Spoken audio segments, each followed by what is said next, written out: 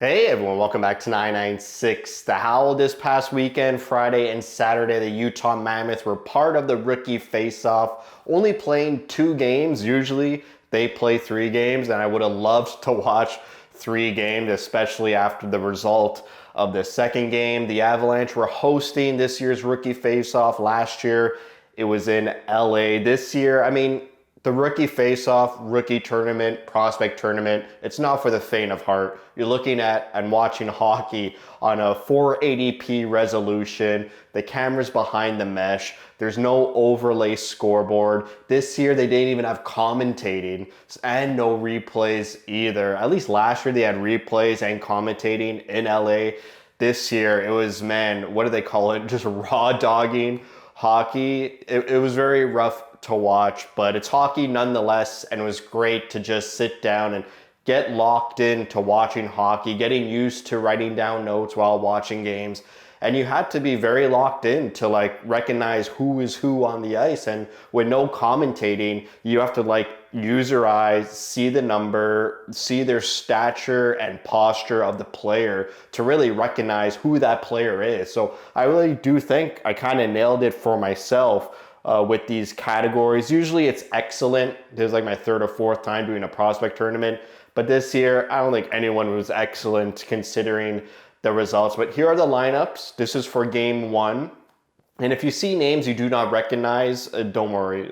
Those are amateur tryouts just to fill up roster spots. You can see there's literally 0 Utah prospect goalies on this roster.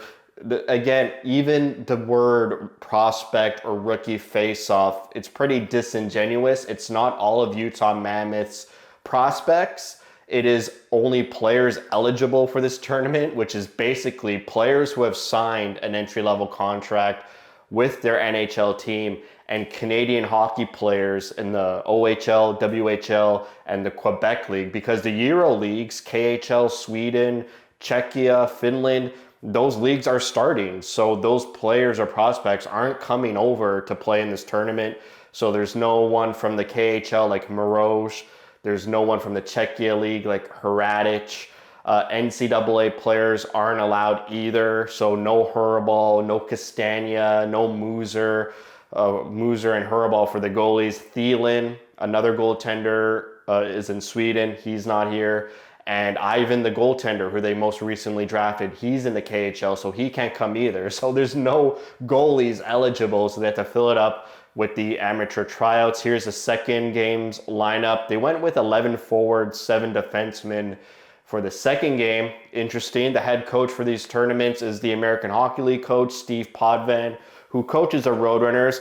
I've been pretty underwhelmed with him. I'm surprised they keep him going. I mean, the Roadrunners haven't really put a stamp on their league that they're going to be competitors for the playoffs year in and year out. Last year was just a total disappointment and disaster for me with the Roadrunners, barely making the playoffs, getting eliminated in the playoffs, very few bright spots if your name wasn't Doan, Yamamoto, or Stauber. So maybe this could be the last season for the head coach, Steve Potvin. The captains, they maintained the same captain and alternate captains for both games. Lamoureux was a captain for both games and the captain of the tournament. And assistant or alternate captains were Baudouin and Dmitry Simashev. They lost the first game to Colorado 5-3. They tied it up late in the third period. This was a fight of a game, even though I think the Avalanche went out to a 2-0 lead. Utah battled back. It was pretty evenly matched. And then once they tied it up, I believe Utah did, they let in 2 back-to-back goals right after they tied it up to end the game and lost 5-3. Were they up 3-2? Pausing it. So in fact, Utah got a late third period lead of 3-2. Their momentum, their mojo was high, emotions were high, and then immediately the Avalanche tied it up and then scored a game-winning goal to make it 4-3, and then got an empty netter to make it 5-3. So Utah thought they were going to win late in that third period, getting that goal, but the Avalanche scored 2 straight really quick goals on these amateur tryout goalies. These goalies, pretty bad. I'm not going to put all the blame on the goalies. The defense, could have been better. The whole team obviously could have been better. They could have scored more goals than just 4 goals in 2 games. The second game against Vegas, it was looking all right. It was a 2-1 game, and then they scored 3 goals late in the second to bring it up to 5-1. And the third period was just a huge unraveling. And then it went to 8-1. There was a fight. Julian Lutz got into a fight. Great job there to actually show some emotion. But let's get into the players. These tournaments aren't all about did they win. It'd be really nice if they won. I think my spirits would be higher if they won, but definitely coming off that 8-1 loss to Vegas really put a damper on my mood for this video. It would have been so much better if they were good. They don't, Utah, Arizona, in these prospect tournaments, they haven't been amazing. They're always like sort of lukewarm. I think this is the first year where it's kind of really disappointing, and that's pretty much due to the amateur tryout goalies. But some bright spots, they didn't have a lot of amateur tryout players. I think it was 2 players up front on the 4th line, and then obviously the goalies, and I think 1 maybe amateur tryout defenseman, whereas last year it was like 40% of the lineup was amateur trial. So that just goes to show that they're finally having a lot of prospects. They're coming over. It's a slow build for the rebuild. And then every year there's going to be less and less amateur tryouts, and then there'll be 0 amateur tryouts, and you have a full team of prospects. Like next year you can expect Hurlbut to be the goalie because he'll sign his entry-level contract. Desnoyers will be there. Guys like Goldsmith was injured. He couldn't participate. They also didn't bring Zuber, McCartney, this video's all over the place, or Anson Thornton, the goaltender. Thornton's played in like 2 or 3 prospect tournaments. Maybe they had enough. I don't even know what the rules are of who's eligible for these rookie tournaments, because it's not age, because Michael Kunch, the free agent signing out of Czechia really early in the summer, he's 24 years old and he was able to play. Lamoureux has 15 NHL games, 40 American Hockey League games. He was able to play. So maybe decisions from organization on players they want to see more of maybe went into the decisions of their lineups. But back to the players, Lipkin got the most points, a goal and assist. He was pretty involved in plays. He has more offensive instincts than I think other players do, but wasn't consistent enough. Didn't look dynamic. Just whenever you saw a good play and his line was on the ice, he was kind of always involved around the net, around the puck, making good plays. Iginla had a snipe show of a goal. I'll put it up right here beside me.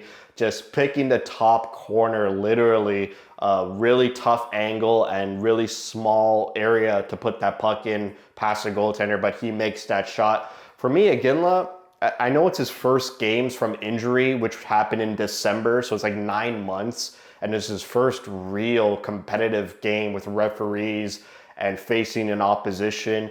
And for me, I felt like maybe he's holding onto the puck a little too long. He's always looking to shoot. He's not really a playmaker. The point of these rookie tournaments for me is just looking at the tendencies of these prospects, not really like score, get assists, what's your point total. It's like, how really do you play? How will you fit in with the NHL team? And I really do think Iginla has that shoot first mentality, likes to shoot, not really a playmaker. So maybe we'll see what type of player Peterka is up with the Utah Mammoth. Maybe Iginla is that sort of JJ Peterka type of player. Matika had a goal, a nice spinorama goal around the slot area. I honestly didn't even, I think there's a mistake on that second lineup sheet because I didn't notice him at all in that second game. Like, I'm like, this guy cannot have been playing in that second game. Didn't see him once. And even though the first game he was looking pretty good, had that goal, like complete no-show for the second game. And to be honest, if someone in the comments was like, yeah, he didn't actually play, it was a mistake by the reporter that he wasn't in the lineup, I'd believe you, because like he was nowhere to be found in that second game. Michael Kunch had a great shot goal in that first game against the Avalanche. He was all right, had a great shot, but nothing really else stood out to me for the free agent signing, and I really don't have any expectations for a free agent signing from Czechia. And then I'll just start here with the great players. I think Simishev was the best player for the Utah Mammoth. I think he has poise. He's really calm, not frantic at all, doesn't panic. He's able to break up plays with his long reach. He's pretty smart too in breaking up plays.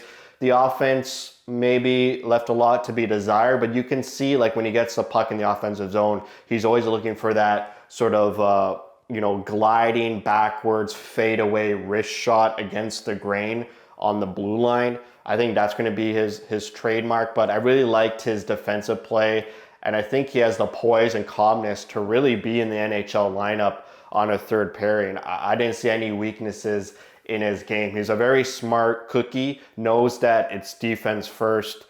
So really impressed with Simishev. Also really impressed with Gabe Smith. This is my first time seeing Gabe Smith.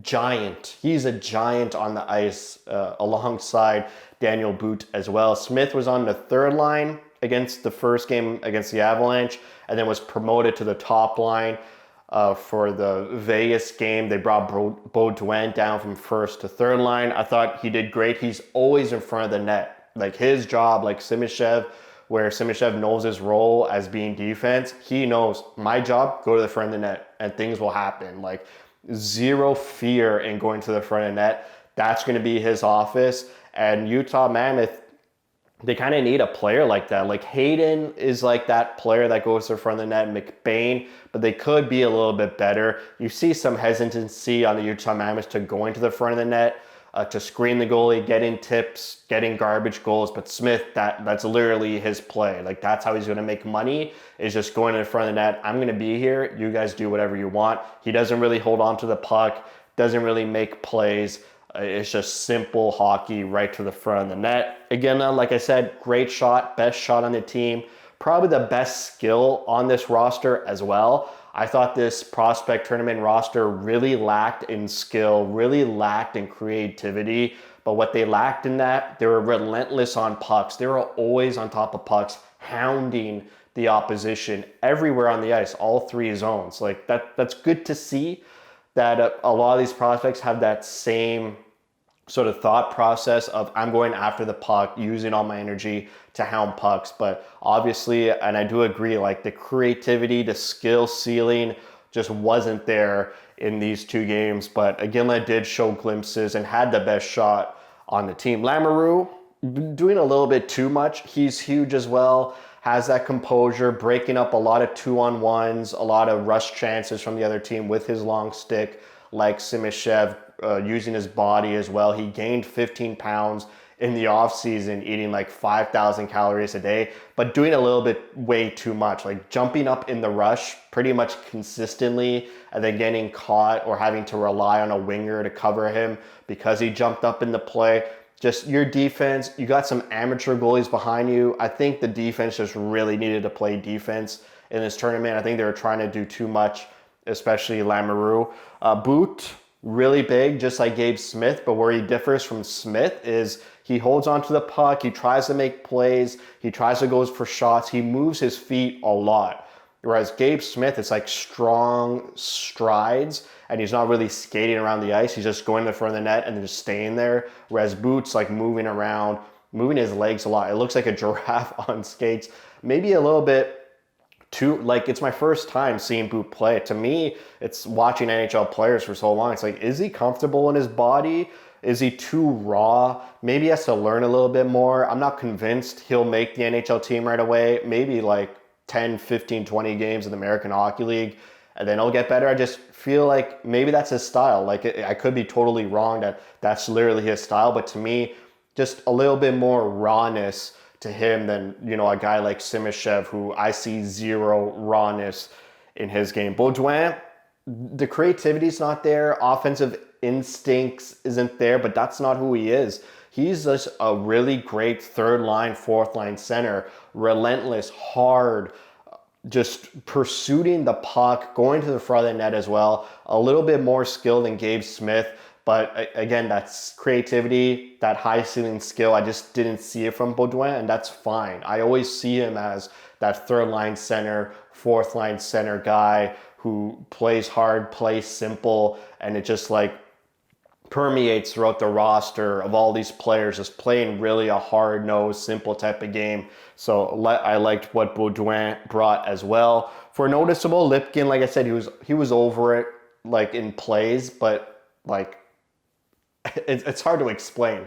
It's great he went on the score sheet. Great he got 2 points, but he's not really doing anything amazing. It's just like when his line was on the ice, he was just around the puck, involved with the puck a lot, but nothing really jumped out the page to me about Lipkin that, oh, this guy's excellent. It's like, wow, you're doing pretty good, and I hope you kind of bring that to the Roadrunners season, because his first year in the American Hockey League was a disappointment, coming off 2 point-per-game seasons in the NCAA. Duda, he's like that rover defenseman. He's like the smoothest skater on this team, probably next to Simashev. The way he skates, it's so smooth. The way he controls the puck and commands the puck, has great vision as well. Just, it wasn't consistent, especially in that second game. I think he was great in the first game. He was a power play #1 quarterback for that power play unit in the first game. And then in the second game, they switched him up with Simashev, and then it was a first line of Iginla, Baudouin, and Boot. And then Smith was the net front presence for power play #1. So you can see how the coaching staff trusted Smith. But Duda, I could see him being that. He's our offensive defenseman in our prospect system. Maybe Lamoureux is like that as well. But, you know, I think Duda's that offensive Dursey type of defenseman who, if he plays with some great high-skilled players, I think he can make a lot of great, dangerous plays in the offensive zone. Allard and Nord, just like Baudouin, they're always hard on pucks. I love their work ethic and their work effort to go to pucks, hound pucks.